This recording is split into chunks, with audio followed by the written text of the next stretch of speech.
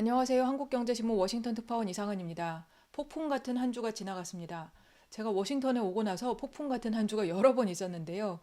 지난주가 탑3 안에 들어갈 것 같은 손꼽히는 그런 한 주였습니다. 증시가 굉장히 폭락을 했습니다. 트럼프 관세 때문이었지요. 트럼프발 관세가 전 세계를 큰 충격에 빠뜨렸습니다. 한국도 25% 관세를 부과받았는데 예상했던 것보다 높았던 것도 높았던 거지만 논리가 없었다는 것이 많은 사람들을 충격에 빠뜨린 원인이 아니었나 싶습니다. 저도 이렇게까지 졸속으로 추진하는가 이런 솔직히 지금까지 과대평가했던 것인가? 좀 그런 생각을 할 정도로 상당히 충격적이었습니다. 시장의 반응도 역시 그런 충격을 반영하고 있는데요. 증시가 특히 많이 빠졌습니다. 네, 여러분의 미국 주식도 지금 계좌를 보시기가 두려운 분들이 많을 것 같습니다. 미국 증시가 목요일과 금요일에 열렸는데 불과 이틀 사이에 다우존스 산업지수는 9.3%, S&P 500 지수는 10.5%, 나스닥 지수는 11.4% 폭락했습니다. 거의 모든 증시가 10% 가까이 폭락을 했다고 볼 수 있고 그렇기 때문에 모든 주식이 다 내렸는데 거의 다 지금 왼쪽에 보시는 사진은 제가 금요일 날 한순간을 캡처했었던 그런 장면입니다. 이거 보고 너무 황당해서 이렇게 했는데 초록색이 있잖아요. 중간에 초록색 도대체 뭔지 궁금해서 이렇게 확대해서 보니까 나이키였습니다. 저 가운데 지금 글자 써 있는 부분이 나이키인데 그럼 나이키는 왜 올랐는가? 전날에 너무 많이 빠져가지고 그 다음날 반등이 조금 있었습니다. 반등의 이유는 베트남에서 나이키가 많이 생산하는데 베트남에서 무관세를 제한하면서 트럼프하고 협상할 의지를 보였기 때문에 다음날에 전날에 폭락했던 것을 소폭 반등을 보였고 하지만 이제 그것이 예외적인 사례이고 거의 대부분은 이틀 연속으로 폭락을 이어갔습니다. 사실은 목요일 날 폭락을 했을 때 금요일 날 조금은 반등이 오지 않을까 그런 생각도 했어요. 근데 금요일 날 전날과 동일한 규모 혹은 더 큰 규모로 폭락이 계속 이어진 것을 보았을 때는 시장이 이것을 정말 진지하게 굉장히 심각하게 받아들이고 있다는 것을 알 수 있었습니다. 미국 증시 전체적으로 보면 시가총액이 6,600억 달러가 날아갔는데요. 이것을 원화로 환산하면 9,600억 원, 약 1경원 규모에 달합니다. 엄청나죠. 오른쪽에 보시는 거는 S&P 500 지수의 그래프입니다. 이 지수 그래프가 작년부터 이렇게 쭉 1년간을 봤을 때 작년부터 쭉 1년간을 보았을 때 2025년 1월 20일경 트럼프 대통령 취임할 때까지만 해도 그 직전에는 분위기가 그렇게 나쁘지 않았습니다. 취임 직후에도 괜찮았는데 2월 달 들어서부터는 계속 증시가 내리막을 타고 있습니다. 그러더니 완전히 이번에는 한 방을 맞은 셈이죠. 네, 트럼프 관세에 대해서 많이들 알고 계시겠지만 간단하게 요약 정리해서 말씀드리겠습니다.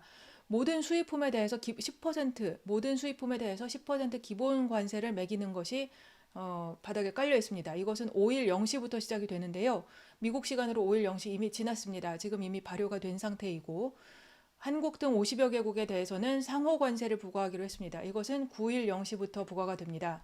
근데 이걸 받으면 기본 관세에다가 더해지는 것은 아니고 기본 관세에서 빼주는 겁니다. 상호 관세는 예를 들면 한국은 25%면 기본 관세 10%를 더하지 않고 그냥 25% 그대로. 또 자동차 관세라든가 아니면 반도체 관세 앞으로 예고된 부분, 의약품 관세, 목재 관세, 구리 관세 이런 부분들은 별도로 이런 기본 관세나 상호 관세하고 별도로 계산하기로 했습니다. 철강 및 알루미늄도 별도로 계산하게 됩니다. 이것을 상호적인 관세라고 이름을 붙이기는 했지만 이게 상호적이지 않습니다. 상호적이라고 할 때는 유럽이 예를 들면 미국의 오토바이를 구매할 때 관세를 20% 붙인다. 하지만 우리는 2.5%밖에 붙이지 않았다. 그러므로 우리도 20% 하겠다. 이렇게 해야 상호적인 것이지.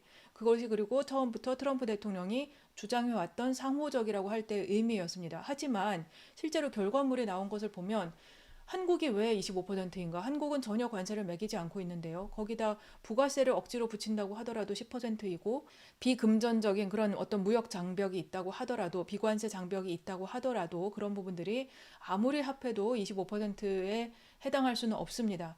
근데 이게 어떻게 해서 계산되었는지 굉장히 황당한 산식이 있었죠. 조금 이따가 설명을 드리겠지만 이것은 말하자면 무역 적자 세금이라고 할 수 있었습니다. 그래서 이게 이렇게 말할 수 있는가? 이런 것은 모든 경제학자들을 참 당황스럽게 만드는 부분이었습니다. 이거를 누가 관세라고 이름을 붙이나요? 이것은 관세가 아닙니다. 이것은 저는 무역적자 세금이라고 부르는 게 맞다고 생각합니다. 본인들이 그런 세금을 매기는 것은 자유이겠지만 그런 것이 상호관세라고 부른다면 기존 관세 체제의 의미를 너무나도 잘못되게 쓰는 것이 아닌지 그런 생각이 듭니다.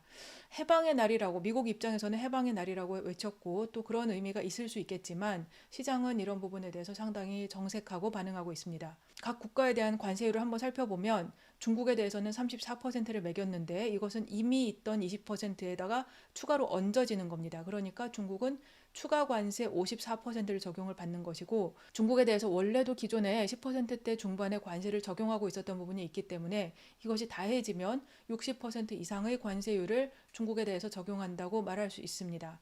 중국은 여기에 대해서 이제 보복 관세를 벌써 발표를 한 상태고요. 유럽연합은 20%, 일본은 24%, 베트남 46%, 대만 32%, 인도 26%, 그리고 영국이나 호주는 10%를 받았는데 그러면 영국이 뭐 외교를 잘해서 이렇게 했는가, 호주가 외교를 잘해서 이렇게 했는가, 오히려 그렇지도 않은 것 같습니다. 왜냐하면 지금 이 상호 관세를 부과할 때 계산된 이 산식 자체가 너무나 간단하게 무역 적자만으로 계산을 했고 호주 같은 나라들은 영국이나 호주 같은 나라들은 미국으로부터 무역 적자를 보고 있는 반대로 미국 입장에서 보면 무역 흑자를 보고 있는 나라들이기 때문에 당연히 10% 그냥 기본 관세만 적용하는 것으로 하는 게 외교적인 노력과 관계없이 적용되었을 것 같습니다. 네, 증시도 폭락했지만 다른 부분들도 많이 떨어졌는데요. 특히 유가가 많이 급락한 것이 눈에 띄었습니다. 유가가 이틀 연속으로 7%씩 각각 7%씩 떨어졌고요. 72달러쯤에서 시작한 겁니다. 근데 불과 이틀 사이에 62달러 선으로 WTI 서부 텍사스유 가격이 배럴당 가격이 이렇게 떨어졌습니다. 72에서 62로. 다른 가격들도 다 마찬가지입니다. 브렌트유도 그 정도 떨어졌고 천연가스도 마찬가지로 7%가량 각각 이틀 연속으로 7%가량 떨어졌습니다. 금값은 그동안 랠리를 보여왔는데요. 금값도 약간은 주춤한 기세를 보이고 있습니다. 1년간의 그래프를 쭉 놓고 볼 때 금값의 상승세가 정말 어마무시했죠. 금 투자하신 분들은 참 뿌듯하실 것 같습니다. 그러나 지금 마지막 부분에 와서는 약간 지금 다소 주춤한 상태인데요. 다른 부분들이 이제 전반적으로 자산 가격이 하락하면서 금도 다소 하락세를 보였던 것 같습니다. 구리값은 급격하게 떨어졌습니다. 같이 1년간의 구간을 보았을 때 구리값이 원래 등락이 좀 심하긴 했지만 지금 이렇게 빠르게 거의 낭떠러지처럼 90도에 가깝게 떨어진 이 부분은 트럼프 대통령의 관세 발표 이후에 나타난 현상입니다. 이러한 부분들은 유가가 떨어진 것이나 이제 구리값이 떨어진 것 이런 부분들은 수요가 부진할 것이라고 기대하기 때문입니다. 그러니까 경제가 좋지 않을 것이다. 침체 우려가 있다고 판단해서 구리 수요가 줄어들 것으로 보고 또 이제 유가 기름에 대한 수요가 줄어들 것으로 예상하고 있다는 뜻이라고 볼 수 있습니다. 달러 가치도 많이 떨어졌는데요. 이거는 지금 한 달 동안의 그래프입니다. 한 달 동안 그래프를 쭉 보시면 비교적 안정적으로 되다가 이 마지막 부분에서 급격하게 내려갔다가 다시 지금 그것이 절반 정도 회복한 것을 보실 수 있습니다. 이게 떨어지는 이 부분이 관세 발표한 그 직후부터 이제 계속해서 시장에서 급락하는 상태를 보여왔고 그 다음에 다시 반등이 좀 있었던 것인데 이 급락하던 날에는 상당히 시장에서 이 부분을 트럼프 정부의 관세 정책에 대해서 심각하게 받아들이면서 달러 표시 자산을 정리하는 그런 움직임이 컸습니다. 그래서 그런 자산에 대한 자신감을 잃었다. 트럼프 정부의 정책에 대해서 말하자면 시장이 반대표를 행사했다. 이런 분석들이 많이 나왔었고요. 미국 국채는 안전자산에 대한 수요가 좀 있고 그리고 또 금리 인하에 대한 기대감이 있어서 10년물의 경우에는 안전자산 수요 때문에 또 2년물 같은 경우에는 금리 인하에 대한 기대감 같은 부분들이 반영되면서 가격이 일부 상승했습니다. 이렇게 증시가 흔들리고 시장이 흔들린다면 트럼프 정부 관계자들이 뜨끔할 법도 한데 현재 나오는 발언들은 전혀 그렇지가 않습니다.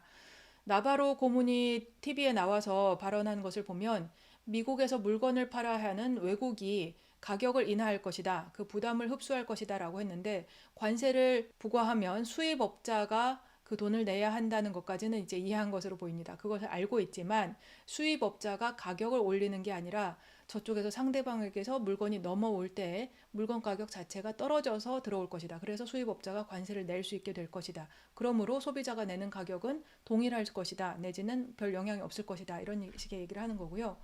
하지만 이런 정책, 이런 반응에 대해서 내부에서도 반발이 있습니다. 공화당에서도 반발이 있지만 일론 머스크가 갑자기 나바로를 향한 저격을 했습니다.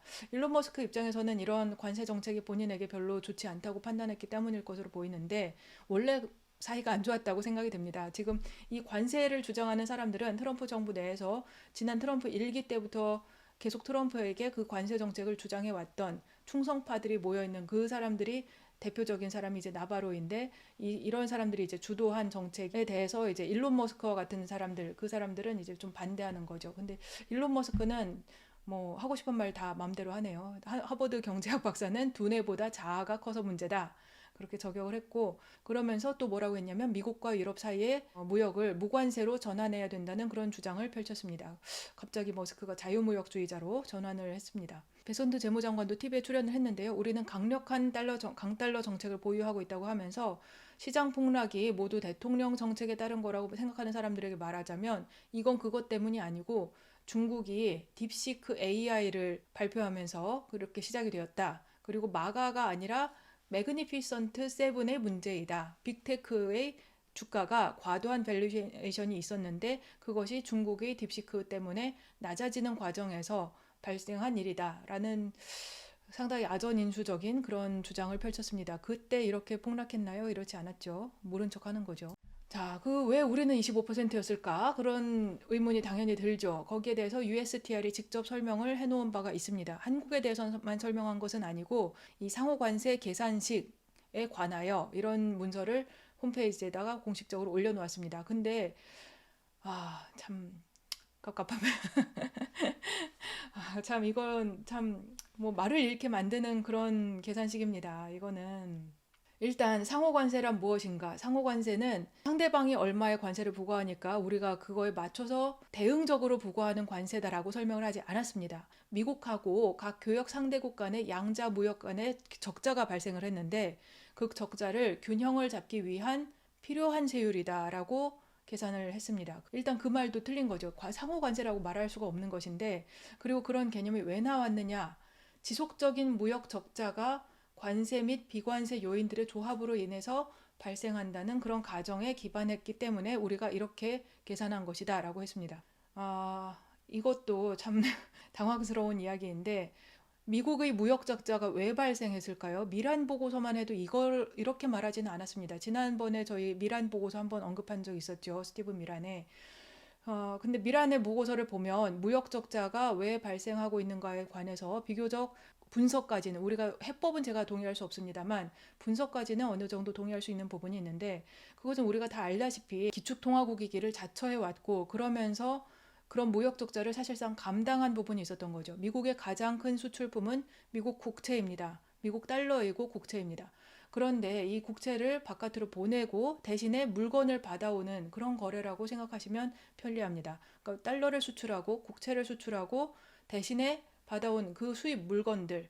그렇기 때문에 미국의 상품 교역 수지는 항상 적자일 수밖에 없었던 거죠. 그렇지 않았으면 국채를 바깥에 팔지를 못했을 테니까요. 그런데 이 상품 교역 적자가 왜 발생했는가에 관해서 USTR이 설명하는 부분은 관세 및 비관세 요인들의 조합으로 인해서 상대국이 우리를 나쁘게 대했기 때문에 무역 적자가 발생했다. 그렇지 않았더라면 이 위대한 미국은 무역 적자를 발생시킬 수 없는 나라였는데 상대국이 우리를 굉장히 나쁘게 대했기 때문이다라는 가정에 제가 미국 사람이면 여기에 동의할 수 있겠는데 제가 미국 사람이 아니라서 저는 동의를 못하겠습니다. 그 왼쪽의 수식을 보면 상당히 복잡하게 경제학적인 것처럼 나와 있습니다. 그런데 자세히 보시면 이거 뭐 아무것도 아니고요.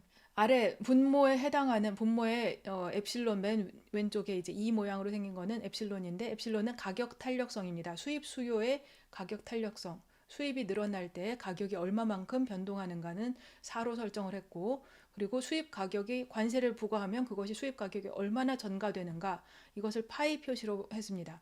그것은 0.25로 설정했는데 굉장히 자기적인 숫자로 보이죠. 두 가지를 곱하면 얼마가 나오나요? 4 곱하기 4분의 1이니까 1이 나옵니다.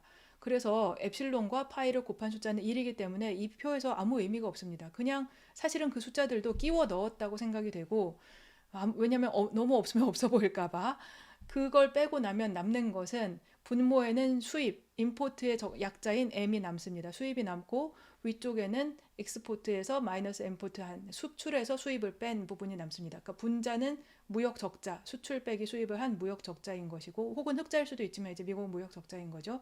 그리고 아래쪽에는 무역 적자를 수입액으로 나눈 거예요. 그래서 기본적인 관세율을 도출한 다음에 그것을 관대하게도 본인들이 2분의 1로 깎아서 적용하였다는 것입니다. 그래서 트럼프 대통령이 들고 있는 표를 보면 아까 전에 그 표를 다시 보시면 맨 위에 표에 보시면 사우스 코리아는 50%이고 원래 미국에 대해서 각국이 부과하고 있는 관세가 50%라고 표현했습니다. 그리고 여기에 밑에 환율 조작 및 비금전적인 장벽을 포함해서 그렇다고 설명을 했습니다. 그리고 그것을 절반으로, 그래서 USA가 미국이 디스카운트를 해서 할인한 상호 관세율은 25%다라고 했는데 할인한 관세율이라고요. 네. 네. 이렇게 되면서 사실상 한미 FTA는 무용지물이 되었습니다. 우리가 굉장히 오랜 시간을 들여서 뭐 이 시장을 개방할까, 저 시장을 어떻게 할까, 관세율을 어떻게 조금씩 서로 양보해 가면서 만들어 왔던 이 모든 FTA라는 것은 무용지물이 되었습니다. 그냥 쓰레기 처리가 되었고요. 한국 정부의 입장에서는 그렇다고 또 우리 쪽에서 바로 이걸 다 깨버리기가 좀 어려우니까 일단 재개정 가능성에 대비하고 있다라고는 하지만 보복 조치를 우리가 쉽게 하기는 솔직히 어렵습니다. 어렵지만 그럼에도 불구하고 작동한다라고는 도저히 말할 수 없는 부분이죠. 중국은 일단 미국산 제품에 대해서 34%의 보복 관세를 부과하기로 했습니다. 그래도 그나마 중국이 손속을 두었다라고 할 수 있는 부분은 20% 앞서서 부과한 추가 관세는 일단 빼고 한 것이고 아마도 이 상황이 좀 더 에스컬레이트가 되면 20%를 더 넣자고 할 수도 있겠습니다. 하지만 이제 중국 입장에서도 상당히 부담스러운 일들이기 때문에 지금 일단 34%로 대응한 것으로 보이고요. 베트남은 아까 나이키 얘기에서 잠깐 말씀드렸듯이 0% 우리 미국산에 대해서 0%를 하겠다 그렇게 제안을 하면서 일단 구애를 하고 있는 상황입니다. 유럽연합의 이제 대미 수출 중에 70% 가량이 이번 관세 조치로 인해서 타격을 받을 것으로 예상이 된다고 하는데요. 자동차 포함해서요. 그래서 지금 뭐 50%에 달하는 보복 관세 같은 것도 거론이 되는 것은 같지만 실질적으로는 좀 조심스러운 듯합니다. 일단 20%라는 게 엄청나게 예상했던 것보다 크다고 말하기는 조금 어려운 부분이 있고 또 한국이나 일본이 더 높은 관세율을 적용받았기 때문에 미국의 심기를 거스르지 않으면서 적절한 선에서 협상을 해보려고 시도할 것 같습니다. 또 하나 주목될 만한 부분은 유럽연합이 대중 관세도 함께 검토하고 있다는 겁니다. 왜냐하면 중국이 미국에 대한 수출을 예전만큼 할 수는 없는 상황이 되지 않았습니까? 지금 관세율이 상당히 높아졌으니까 중국의 여러 생산업자들이 유럽을 타깃으로 유럽 시장을 겨냥해서 더 많은 제품을 홍수처럼 쏟아낼 가능성이 있다. 그렇기 때문에 저쪽에서 저런 관세를 높이면 우리는 이쪽에 대해서 중국에 대한 관세를 낮게 유지하기가 어렵고 중국에 대한 관세를 우리도 같이 높여야 될 수 있다는 그런 논의가 나오고 있습니다. 이런 것이 그러니까 글로벌 관세 전쟁을 이끌어가는 부분이 되는 거죠. 어느 나라가 성벽을 갑자기 높게 쌓으면 특히 미국같이 이렇게 큰 덩어리를 전 세계 GDP의 4분의 1을 가지고 있는 미국이 이렇게 관세 장벽을 높게 쌓는다고 하면 다른 나라들이 그 관세 장벽을 낮게 유지해서 우리끼리 한번 해보자라고 한다고 하더라도 그거에 따르는 또 부작용이 있기 때문에 서로 간에 보복 관세가 아니더라도 관세를 또다시 매겨야 될 필요성을 느끼는 부분이 생길 수가 있습니다. 한국도 그렇게 할 수 있을까? 한국은 근데 참 쉽지 않은 나라죠. 우리는 수출 위주의 나라이기 때문에. 트럼프 정부의 이런 무역 정책이 미국을 그레이트하지 못하게 할 것이다 라는 그런 시각도 있지만 중국을 대신에 그레이트하게 만들 것이다 라는 그런 시각도 나오고 있습니다. 영국의 이코노미스트지가 이런 제목을 달아서 기사를 내보냈는데요. Make China Great Again 하게 할 것이다. 왜냐하면 중국과의 경제 관계를 다들 재평가할 것이다. 지금 한동안 사실은 중국이 지난 20년 동안 무섭게 성장을 해왔습니다. 전 세계에서 패권 국가로 분명하게 자리를 잡았고 그러나 최근 몇 년 사이에는 약간 주춤했던 부분이 없잖아 있습니다. 중국 경제가 그렇게 좋지 않았고 그러면서 대외적으로 쓸 돈에 대한 약간 제약이 있었던 것 같고요. 그리고 시진핑의 권위주의적인 정책에 대한 반발도 있었고 그러면서 이제 동남아시아 지역, 베트남, 태국, 인도네시아, 필리핀 같은 나라들 경우에는 이제 미국과의 무역을 확대하고 중국에서의 영향력은 조금 줄여보자 이런 전략을 취해 왔는데 약간 미국에 기울어 왔는데 그런 전략이 틀어지고 있습니다. 미국의 동남아시아 지역에 대한 영향력이 감소하는 것은 물론이고, 이코노미스트지는 한국이나 일본 같은 나라들도 미국의 전통적인 우방인데 왜 우리한테 이런 조치를 취하는지에 대해서 불만을 가질 수 있다고 지적을 했습니다. 당장 제가 불만이 있습니다. 그리고 유럽도 중국과의 관계를 재고할 수 있다라는 것입니다. 유럽은 한동안 이제 중국과 가까워지는 모습을 솔직히 보여왔습니다. 그럼에도 불구하고 어쨌든 유럽은 미국하고 오랜 동맹 관계, 그것이 더 기본에 깔려 있었는데, 특히 나토라는 그런 것으로 안보로서 묶여 있었기 때문에 경제적으로 다소 중국과 가까워진다 하더라도 한계가 있었는데, 지금 이렇게 나토에서도 트럼프가 멀어지려고 하고 경제적으로도 중국과 더 가까워져야 한다는 그런 필요성을 느끼게 될 수도 있겠다라는 것입니다. 이런 가운데 3월 30일 날 서울에서 한중일 경제통상장관 회의가 열렸습니다. 가운데 안덕근 산업부 장관 보이시고, 그리고 왼쪽에는 이제 일본의 경제산업상, 오른쪽에는 중국의 상무부장입니다. 이렇게 만나서 6년 만에 만났습니다. 굉장히 오랜만에 만나서 조금 어색했다고도 하는데, 어쨌든 한중일 FTA 같은 것은 어떠냐, 이런 논의를 했던 모양입니다. 근데 이 사진이 미국 상원에서 화제에 올랐습니다. 민주당의 한 의원이 한국하고 일본 이 두 나라가 미국의 오랜 우방이었는데 중국 고위 관리하고 손을 잡고 미국을 상대로 서 있다면서 우려하는 모습을 보였습니다. 그러니까 미국 입장에서 보면 한국과 일본을 쉽사리 잃는, 한국과 일본에 대한 압박이 강해지면 이들이 중국에 가서 더 가까워질 수 있다는 그런 우려가 있다는 거죠. 세계 경제가 이번 관세 전쟁을 계기로 침체에 들어설 가능성을 배제할 수 없게 되었습니다. 이렇게 된다면 이는 정말 인공적인 침체라고 말할 수 있을 것 같습니다. 물론 세계 경제라는 것이 다 사람이 만드는 일이니까 어딘가는 인공적이겠지만, 이렇게 어떤 정책에 의해서, 특히 이제 주요 국가의 정책에 의해서 세계 경제가 침체에 들어간다고 하면 그것도 참 대단한 일이 될 수 있는데요. 물론 아직 그걸 확신할 수는 없습니다. 이게 어떤 식으로 진행이 될지는 조금 더 우리가 지켜봐야 되겠지만, 일단은 그런 시그널들이 나오고 있습니다. 증시가 떨어진 것도 그런 우려를 반영했기 때문이기도 하고, 채권 시장에서도 마찬가지로 투기 등급 회사채, 미국의 경우에 미국 정크본드하고 미국 국채 간의 스프레드가 있는데요. 그 스프레드 차이가 커지면 커질수록 침체의 가능성이 조금 더 높다고 볼 수 있겠죠. 왜냐하면 리스크 있는 자산을 사람들이 좀 꺼려 한다는 뜻이니까요. 리스크가 없는 쪽의 자산으로, 좀 더 안전 자산으로 향해가는 그런 흐름이 나타나고 있다는 뜻입니다. 근데 지금 그런 상황이 벌어지고 있고, 2020년 이후에 정크본드에 대한 최대 규모의 매도세가 나타나고 있습니다. 주로 이제 가정용품 업체들, 그리고 소매 업체들, 마이클스, 삭스 같은 그런 백화점 회사들, 그런데 채권 가격이 급락했다고 하고요. 자동차 부품 회사들, 이런 회사들이 이제 증시에서도 좋은 평가를 받지 못하고 있지만 채권 시장에서도 자금 조달이 어려워진다는 것입니다. 그러면 이들이 전체적으로 이제 수요가 부진해질 가능성, 관세 때문에 가격이 올라서 수요가 부진해질 가능성이 있는 가운데 이렇게 자금 조달이 어려워진다면 침체가 올 수도 있죠. JP모건은 올해 미국의 성장률을 1.3%에서 마이너스 0.3%로 확 깎았습니다.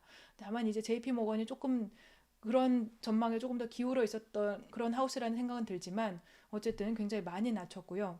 실업률도 3월 달에 상당히 많이 오를 것으로 예상이 되고 있습니다. 소비자 심리가 굉장히 악화되고 있습니다. 57.0이 나왔는데 이거는 2년 4개월 만에 최저치입니다. 왜 그럴까? 그러면 월스트리트 저널에서 만약에 관세를 이대로 부과한다면 어떤 일이 벌어질지를 아이폰을 가지고 설명한 부분이 있는데요. 아이폰의 생산 원가가 550달러에서 850달러로 급등하게 될 것이다. 아이폰, 우리 그러면 이제 지금 예를 들면 1100달러 정도를 주고 사는, 그것도 이미 비싸지만 그게 지금 1500달러 이렇게 될 수도 있고 그 이상이 될 수도 있다. 그리고 그러면 그거를 미국으로 가져오면 될 것 아니냐라는 게 트럼프 대통령의 주장인데, 그렇게 했을 때 조립 노동비는 약 30달러 수준에서 300달러 수준으로 올라야 한다. 그러면 관세가 아니더라도 전반적인 생산비 상승은 피할 수가 없다라는 부분을 지적을 했습니다. 네, 시장이 이렇게 반응했음에도 불구하고 트럼프 대통령은 일단 버텨라 라고 말을 하면서 이제 골프 치러 갔습니다. 골프 치러 가서 우승을 했다고 하는데, 이번 조치는 경제혁명이며 우리는 이길 것이다. 버텨라. 쉽지 않겠지만 결과는 역사적일 것이다 라고 얘기를 했습니다. 물론 이제 본인의 의도대로 된다면 나중에 그렇게 말할 수도 있겠지만 참 어려운 일일 것이라는 생각이 듭니다. 시장이 근데 과도하게 반응했다는 그런 해석은 있어서 그건 좀 눈여겨봐야 될 것 같습니다. JLL의 부회장인 허먼 볼스가 FT에 했던 말인데요. 주식시장이 이제 과소 반응하는 경향이 있다고 하면서 이런 얘기를 했습니다. 시장 반응이 좀 과도했다. 금요일 날에 떨어진 것은 중국의 보복 관세 조치가 영향을 주었기 때문에 이제 이틀 연속으로 나쁜 뉴스가 나오면서 그렇게 떨어진 것인데 다음 주 이제 월요일 날 시장이 돌아오면 이런 흐름이 되돌려질지 조금 봐야 될 것 같습니다. 재미있어서 가져왔는데요. FT가 수집한 익명의 코멘트입니다. 어떤 기업인이 당신은 모든 사람을 대신해서 짖는 개가 되고 싶지는 않을 겁니다. 왜냐하면 당신이 짖는다면, 그러니까 트럼프 대통령을 저격한다면 당신이 그 총에 맞을 사람이 될 테니까요. 그러니까 트럼프 대통령에 대해서 반기를 드는 언급을 실명으로 할 수 없다는 취지의 이야기를 한 것 같습니다. 사적으로 설득하는 것이 최선이다라는 얘기들도 있었는데요. 그래서 실리콘밸리 사람들이 이제 마러라고 리조트에 방문을 하러 갔다고 합니다. 많은 사람들이 이 관세 정책이 잘못되었다는 이야기를 트럼프 정부의 모든 사람들에게 하고 있는 모양인데 뭐 베선트한테도 그런 말이 쏟아진다고 합니다. 하지만 베선트는 일단 이 관세 문제에 대해서는 사실상 좀 비껴나 있다라는 평가를 많이 받고 있고요. 트럼프 대통령은 지금 파월하고 싸우고 있습니다. 지난 4일 날 오전에 금리를 인하하라 제롬, 정치를 중단하라 이렇게 하면서 지금이 파월이 금리를 인하하기에 완벽한 때라고 했습니다. 에너지 값도 내렸고 물가도 내렸고 일자리도 늘어났다. 2달 만에 내가 취임한 후 2달 만에 그렇게 됐다라고 했는데요. 이날 오후에 파월 의장은 이제 행사에 나가서 그거에 대해서 이제 정면으로 반박을 했습니다. 트럼프 대통령을 향해서 말한 건 아니지만 예상보다 관세율 인상폭이 상당히 크며 그리고 고물가와 저성장을 불러올 것이 분명하다. 그리고 불확실성이 너무 크다. 이런 멘트들을 남겼습니다. 같이 이제 협조하지는 않겠다라는 취지를 명확하게 밝힌 겁니다. 네, 오늘은 여기까지 하겠습니다. 뉴스가 막 넘쳐나는 그런 시절인 것 같습니다. 참새 사진을 찍은 게 하나 있는데요. 참새 동영상 하나 보면서 마무리하겠습니다.